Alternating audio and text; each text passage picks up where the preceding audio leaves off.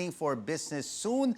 What's the real state of the various sectors amid this pandemic? Let's find out from Trade Secretary Ramon Lopez. Secretary Lopez, thank you so much for joining us on The Final Word. We just heard Tricia on the businesses that can partially reopen on August 1.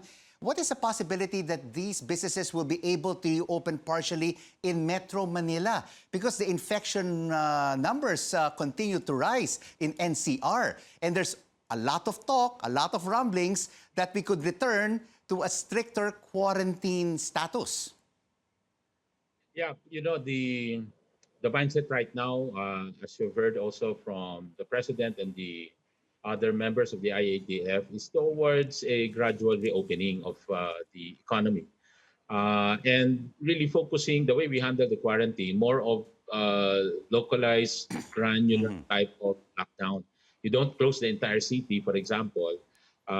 If there are, let's say, a concentrated source of problem, let's say 80% of all cases are situated in, let's say, 2% of all barangays or 5% of all barangays. So you really target the closure, the ECQ in those specific areas. So yung lockdown will be really very targeted and granular. So that's the idea. So that the rest of the area will reopen, no, and the economy can continue.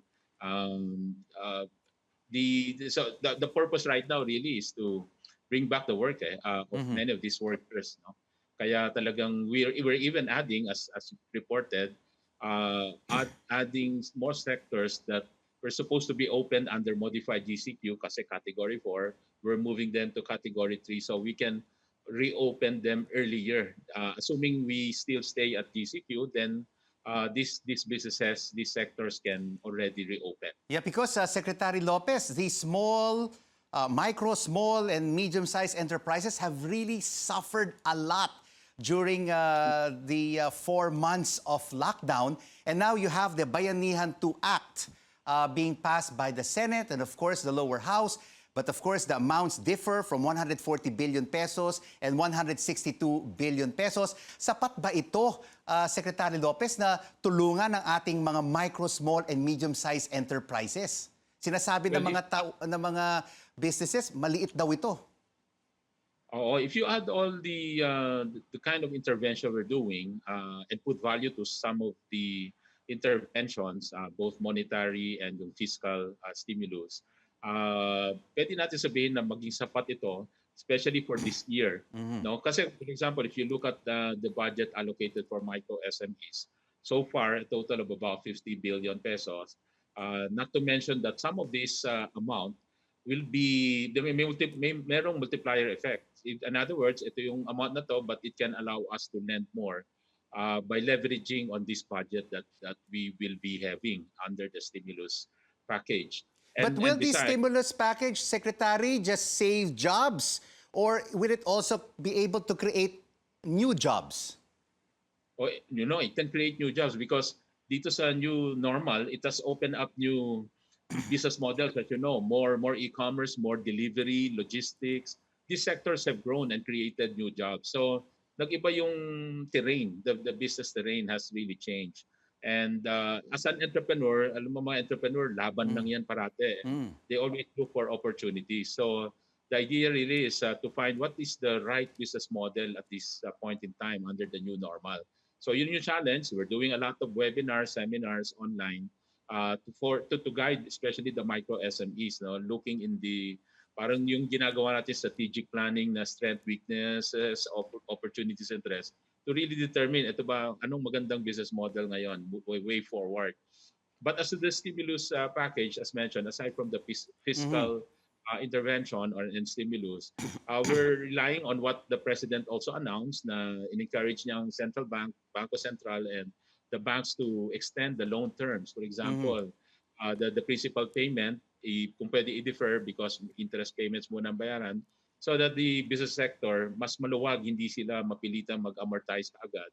And that would be more money for their working capital and basically to save jobs also. Hindi sila kailangan magpaalis ng workers. And that's the idea of restarting the economy. And To we're seeing save, right now pictures, Secretary, of retailers. Marami dyan, clothing, food, and they're currently in a lot of these shopping centers and malls. But I have a question here. Can mall owners still impose a no rapid test, no entry to employees? Kasi marami nagsasabi this will burden struggling retailers even further. Well, the idea is to do, if ever, yung PCR testing na kaagad para diretso ka na doon sa gold standard. And that, so far, the protocol requires that only those symptomatic, not feeling well, yeah, or may exposure sa COVID, yan ang bigyan ng PCR test. Because the rapid test can tell you otherwise. So, baka may false negative or false positive. So, mahirap na, diretso na ka na sa PCR test if you are symptomatic. But So how, that's the idea. but- And right now, merong mga dinidevelop na formula yung ating mga testing SARS and all this program that has been recently introduced by the other members of the IATF para mapalawak yung testing capacity natin. As you know, it has gone up already to more than 32,000 per day capacity. And that's also the reason why you can see a bigger or higher absolute number of COVID Correct. cases. But how true, Secretary Lopez, is that the government is planning to pass the responsibility of providing quarantine facilities for employees to employers? No, we're not.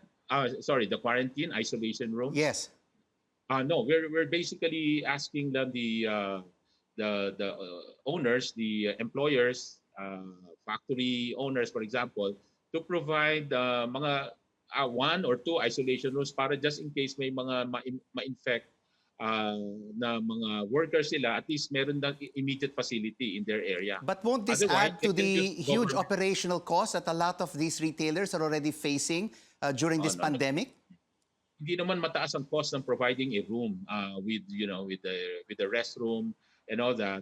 Hindi yun mataas. At least may option then in their area to isolate, especially instead of the person going back to their home na walang sariling room at walang sariling comfort room or toilet. But of course, kung wala rin ganon, pwede rin dalhin din sa mga government constructed na mga isolation facilities. Secretary Ramon Lopez, Trade Secretary, thank you so much for joining us on The Final Word. Thank you, Rico.